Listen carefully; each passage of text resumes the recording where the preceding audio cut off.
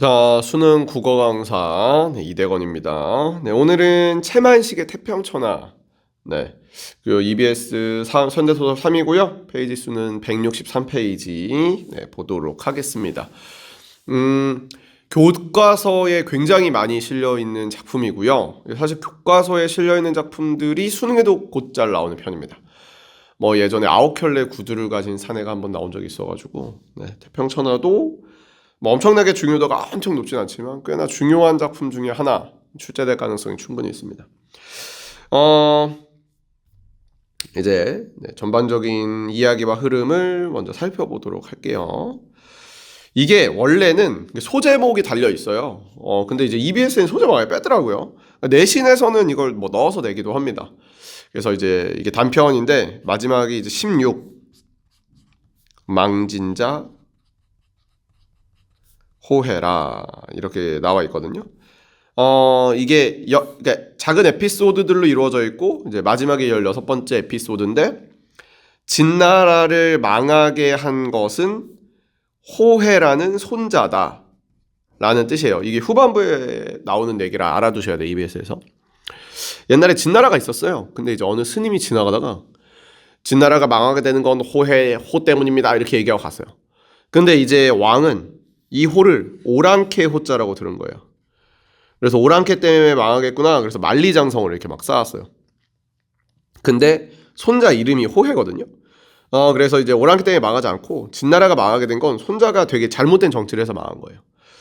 그래서 결국 이 말은 집안이 망하게 되는 건 손자 때문에 망한다 뭐 이런 뜻이에요. 그래서 이 소설에서도 집안이 망하게 되는 게 손자 때문에 망하게 되기 때문에 이 제목이 작품 전체에 어떤 느낌을 이제 포괄하고 있습니다.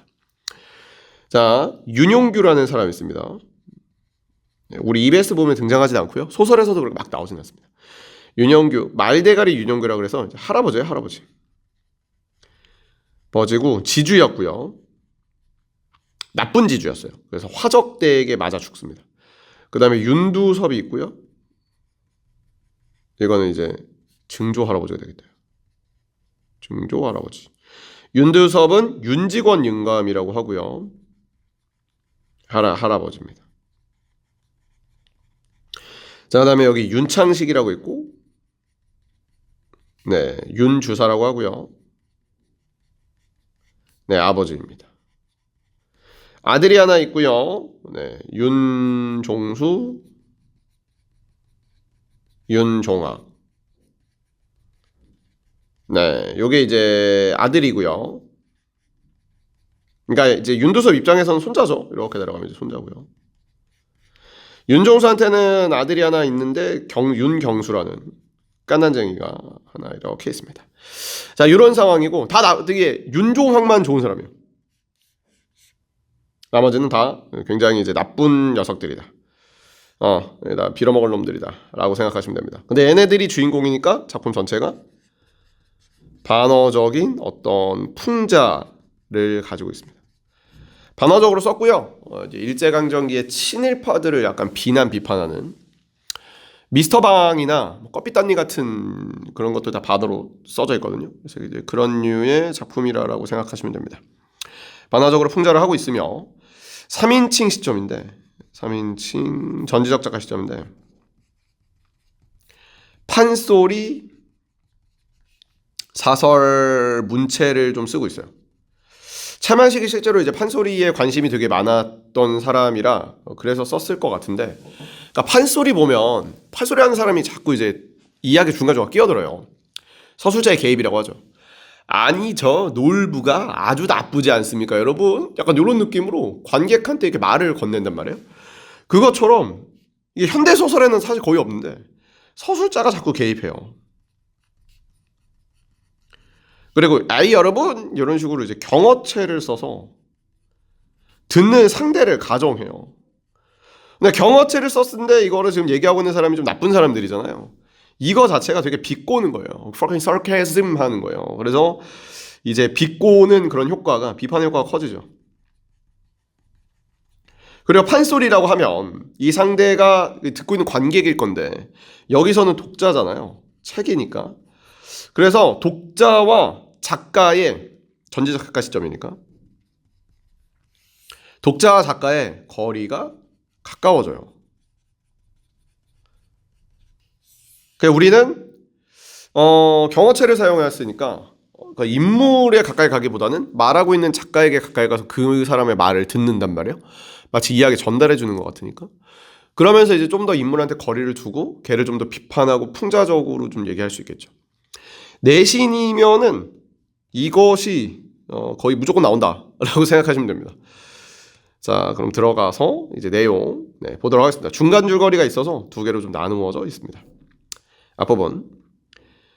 옷은 안팎으로 윤이 흐르는 모시 솔깃 것이고, 그러니까 모시가 린넨이에요. 린넨으로 만들어져 있고, 그다음에 머리에는 탄건, 이제 이게 뭐 관 같은 거예요. 조그만 관 하나 쓰고, 이게 양반들이 쓰는 관인데 사실 이게 족보를 만들었거든요. 그러니까 매관매직, 그러니까 가짜 족보를 만들어가지고 양반인 것처럼 하는 거예요. 주경 달린 통영가세. 그래서 이제 뭐 이런 것들은 이게 외양을 묘사했는데.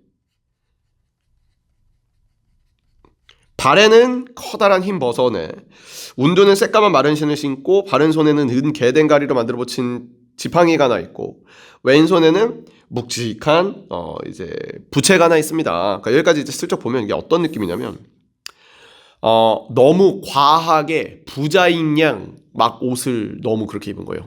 그러니까 진짜 찐 부자들은 예를 들면 뭐 걔 있잖아. 뭐 진짜 부자 뭐 빌 게이츠 같은 사람들은 그냥 폴로티에 면바지 하나 이렇게 입고 다니거든. 진짜 찐 부자들은. 근데 약간 어줍지 않게 부자들은 뭐 어떤 느낌이냐면 구찌를 입고 그 위에 루이비통 모자를 쓰고 바지는 페라가모고 신발은 이지부스터고 그리고 막 그 상태에서 베이프 팔찌 5개쯤 차고 베이프 그렇게 명품 아니죠. 뭐 아무튼 막 온갖 막 개치를 해놓은 거야. 그래서 이 품신이 너무도 아까운데 만약에 옛날 세상이었으면 방금 도지사거든. 야 너무 멋있으셔서 도지사 옛날이었으면 도지사의 풍모입니다. 이거 반어법이야. 그러니까 반어고 굉장히 비꼬는 거거든. 그런 것이 혹시 입이 잘못된 친구 같은 경우에는 제대로 된 사람인지 사실. 아마 입이 잘못된 사람이면 저 광대다 라고 얘기를 했을 것이고 동경대판의 사탕장수들은 카라멜 대장감으로 그러니까 야 저 사람 카라멜 좋아하는 사람이다. 그러니까 카라멜만 좋아하는 사람. 그러니까 이게 바보란 얘기야. 바보. 다 컸지만 사탕 먹으면 맛있다 이런 바보로 취급을 했을 건데 야 그렇게 취급하는 사람들이 있다는 걸로 나는 되게 가슴이 아프다. 진짜 대단한 옛날 같았으면 도지사가 될 정도의 사람인데 요즘 사람들은 광대나 바보 취급하니까 너무 안타깝다. 반어법이야. 내신이면은 나오기 너무 좋고 모의고사에서도 이런 건 나오기 너무 좋습니다. 인력거를 내려선 윤직원 영감은 입이 떡 벌어지는 두루마기를 이렇게 여밀려고 하다가 딱 걷은 다음에 염난끈이 뭐냐면 이제 동전 지갑의 지갑. 지갑을 이렇게 싹 풉니다. 인력거가 몇 푼이단가? 전라도 태생이긴 하지만 나도 전라도 태생이지만 마치 말을 건네고 있는 것처럼 써놨죠. 그 전라도 말이라는 게 좀 경망스럽습니다. 아이고 그저 그냥 알아서 좀 주십시오. 그냥 알아서 주십시오. 그러니까 예를 들면 택시를 탔는데 이건희 회장님이야. 이건희 회장님의 택시비 얼마인가? 어떻게 높으신 어르신한테 제가 뭐 가격을 말씀드리겠습니까? 알아서 주시지요. 그럼 이건희 회장님 뭐 오케이. 뭐 이렇게 이건희 회장님 돌아가셨잖아. 미안. 이재용 회장님이면 50만 원 싹 이렇게 약간 이런 거 기대한 거지. 알아서 해주십시오. 라고 하자 좀 점잖은 손님한테 항토하게 쓰는 말이지만 이 풍신 어른께는 진심으로 하는 소리입니다. 좀 많이 달란 얘기지요. 그러자 그래요? 그럼 그냥 갑니다. 하고 인력거꾼이 이상하게 이렇게 쫙 쳐다보니까 풀었던 염난꾼을 그냥 매버리고 미끄러져 버립니다. 인력건 영감은 어쩌된 영문인지 몰라서 뚜렷하다가 그러니까 고개를 이렇게 하다가 이게 뭐냐면 이런 일이 처음 있었던 거죠. 그러니까 그냥 간 거야. 알아서 해주시지요. 그래 나 알아서 할게 하고 가버리는 거야. 그럼 혹시 외상인가 해가지고 그럼 내일 다시 올까요? 내일은 뭐하러 와? 윤직원은 지금 기분이 별로 좋지 않은데 잔말에 씹어대가지고 안색이 변합니다. 그러나 인력권이 당한 걸 보면 뭐라러 오더니 인력권 돈 받으러 오지? 라는 생각으로 하지만 되게 좀 높은 양반이니까 무엄스럽게도 똑바로 얘기하는 수가 있네요. 돈 주세요라고 얘기하기가 높은 양반이니까. 그러니까 바른 대로 말하지 못하고 난처한 판인데 남의 속도 몰라주고 윤직원 영감은 그냥 말하지 그냥 들어가 버립니다. 인력 꺾고는 이러다가는 여느 때도 아니고 그냥 가슴이 터져버릴 것 같고 오늘 벌이가 눈에 그냥 내가 열심히 인력 꺾 그러니까 등에 이제 이렇게 막 태워갖고 오는 거다 술에. 아니 그냥 이거 큰일 났다 싶어가지고 우물쭈물하다가 크게 판단 내렸습니다. 아니 인력 꺾 말입니다요. 싹 주셔야지 뭐. 헤헤히. 그게 아니라 조심해서 말했습니다. 아니 싹? 네. 이 사람아. 자네 아까 내 마음대로 하자라고 그러지 않았어? 내 마음대로 할 거야. 놔줄 건디? 이러고 간 거야. 성격이 드러나죠. 천하의 ASMR로. 천하의 개쌍놈의 새끼죠.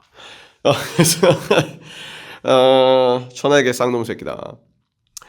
그 다음에 죽냐. 해가 서쪽에서 뜨겠구나. 윤직원 영감은 영감의 아들, 그러니까 이제 윤창식이 왔어요. 윤창식이 부르지도 않았는데 왔다라는 건 윤창식이랑 그러니까 아버지랑 아들이 이제 평소에 관계가 그렇게 좋지 않다. 아들이 아빠가 불러야만 온다 뭐 이런 얘기겠죠. 더욱이 안방까지나 이렇게 들어온 것이 이상하다고 얘기합니다. 뭐 타러 오냐? 너 또 돈 달라고 오재? 그러니까 맨날 돈 달라고만 온다고 하는 거죠. 저기 아버지 저 전보가 왔는데요. 전보 옛날에는 그 우체국 같은데 그러니까 뭐 핸드폰이 없고 그러니까 한 대여섯 글자를 보내요. 우체국에서 우체국으로. 그래서 이제 뭐 대건이 옴 이렇게 보내면 이제 우체국으로 보낸 다음에 그 우체국에서 전달해줘요. 근데 이제 길게는 못 보내고 되게 짧게 해서 보냈다고 합니다. 아이고 지체를 받고 윤주사를 너그러운 아버지로 윤주사 아들이잖아. 그러니까 아들을 오히려 너그러운 아버지로 얘가 이제 아버지지. 아버지를 경망스러운 어린 아들로 바꿔놓으면 되게 맞을 것 같은 풍채입니다. 아버지는 되게 툴툴대고 아들은 되게 아버지 전보가 왔습니다. 이렇게 얘기하니까 이것도 풍자하고 비판하는 거죠. 자 그리고 이런 거 이제 서술자가 자기가 생각하는 거잖아요. 그래서 이제 서술자의 개입이라고 볼 수 있다. 전보? 무슨 전보? 아니 손자 종아기가 일본 경시청에 붙잡혀 놓는데요. 외치는 소리도 컸지만 하마터면 방이 무너져 내릴 뻔했습니다. 모여선 식구들이 제각기 놀란 건 물론이고요. 윤직원 영감은 뒤통수를 얻어맞은 것처럼 깜짝 놀라가지고 그러니까 자기 손자가 감옥에 갔다니까. 한동안 말도 못하고 꿈쩍거리고 으르렁거리며 잔뜩 쪼그리고 앉았습니다. 자, 외양을 묘사해놨는데 이것도 굉장히 약간 희화화하는 거예요. 그러니까 이렇게 해가지고 이제 약간 개새끼처럼 해가지고 이렇게 하고 있었다고. 야 그게 무슨 소리냐? 그게 무슨 소리야? 아니 그놈의 동무가 친 전보인데 전보라서 잘 모르겠습니다. 윤주사는 조끼 주머니에 전보를 꺼내 부친께 올리는데 커다랗게 읽었습니다. 물론 원문은 일본이니까 몰라보고. 자 그래서 그 윤직원 영감은 일어를 몰라요. 그러니까 지식 수준이 낮다. 민서방이 번역했죠. 종학이 사상관계? 그러니까 여기서 사상관계라는 건 그러니까 여기서 처음에 이제 윤종학만 올바른 사람이라고 그랬잖아요. 독립운동하다 잡혔어. 일본에서 독립운동하다 잡혔는데 그래서 이 이야기에서는 종학이 등장하지 않습니다. 표면적으로 안 나와요. 아무래도 일제강점기에 뭐 검열들이 좀 있었을 수 있으니까 나오지 않고요. 사상관계라니 아니 그놈이 사회주의를 그러니까 이제 사회주의가 거의 독립운동 같은 건데 그러니까 모두 다 평등하게 살자 이런 얘기거든요. 이게 이제 아버지나 할아버지 입장에서 깜짝 놀라는 거지. 왜냐면 이제 아버지나 할아버지는 돈으로 일제 친일파의 비호를 받으면서 자본주의의 꿀을 빨고 있는데 여기서 이제 사회주의 하자니까 깜짝 놀라는 거지. 수천 길로 떨어져 내려가는 듯 했습니다. 그러나 그건 결코 자기가 믿고 살아가는 종아기의 신상을 여겨서가 아닙니다. 그러니까 자신의 안위를 위해서죠. 자신의 안위가 이제 큰일 나게 생겼죠.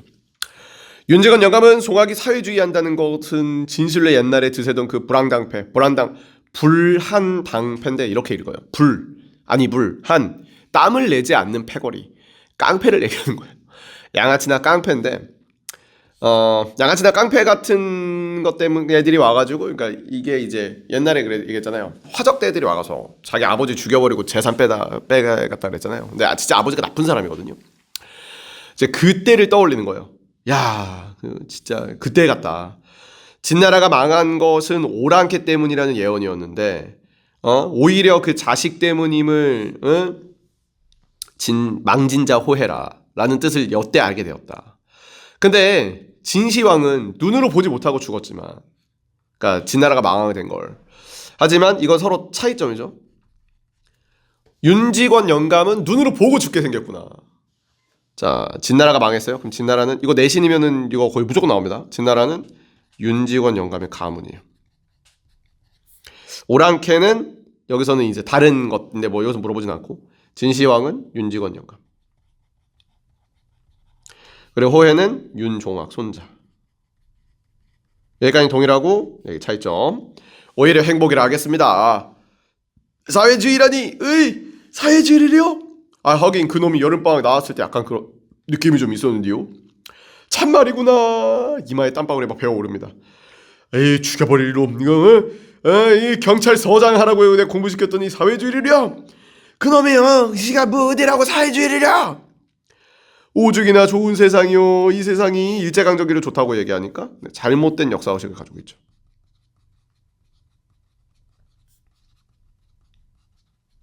그러니까 이거 자체는 이제 반어죠. 화적패가 있더냐, 풀황당패가 있더냐, 거리마다 그냥 순사고 공명한 정사들밖에 없고 오죽이나 좋은 세상이야. 우리 조선놈들을 보호해주니까. 그래서 이게 잘못됐죠. 이 태평천하에, 그래서 제목이 태평천하잖아. 이게 이 자체가 이제 반어법이다라고 보시면 돼요. 왜 불황당패에 참석하다 말이요? 이러면서 이제 막 화를 내면서 마무리하고 있는 작품이고요. 전반적으로 이제 풍자가 있고, 뭐 내신에서 요게 이제 들어갈 가능성이 굉장히 크고, 내신에서 들어간다고 하면 반어법 잘 물어보고요. 그 다음에 문체 서술자의 개입이 있다라든지 판소리기의 사설의 특징들, 그거의 효과 잘 물어보고요. 그 다음에 이제 전보의 기능 같은 거 좀 잘 물어보는 편입니다. 이 내신이면 뭐 나올 만한 문제가 정해져 있어서 요 정도까지 얘기해 보도록 하겠습니다. 그럼 4강에서 봅시다.